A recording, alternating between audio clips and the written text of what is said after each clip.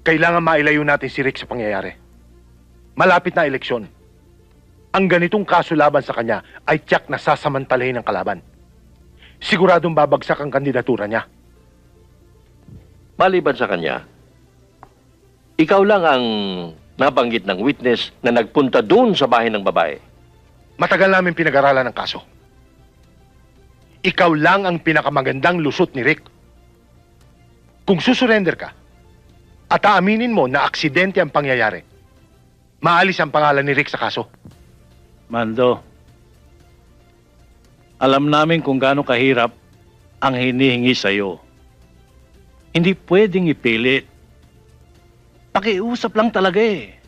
Dahil walang basta-basta papayag sa hinihingi sa'yo. Maliban sa isang tunay na kaibigan. Kung walang ibang aako sa aksidente, si Rick ang makakasuhan. At para na ring sinilya elektrika ang karir niya. Sayang na sayang dahil nagsisimula pa lang siya.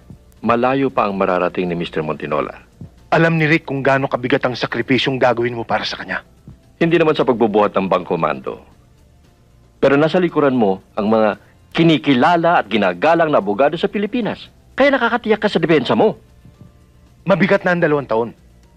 Tiyak na makakakuha tayo ng parol. Maraming butas ang batas.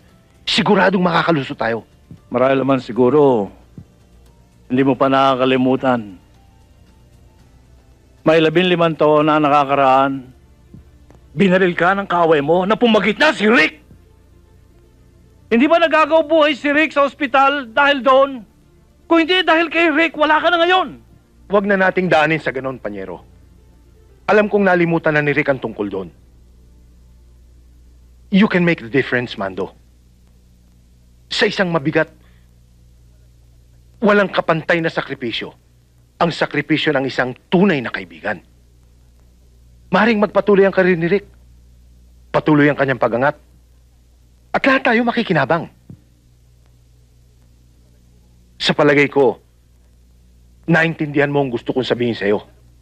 Nasa kamay mo ang kinabukasan ng iyong kaibigan.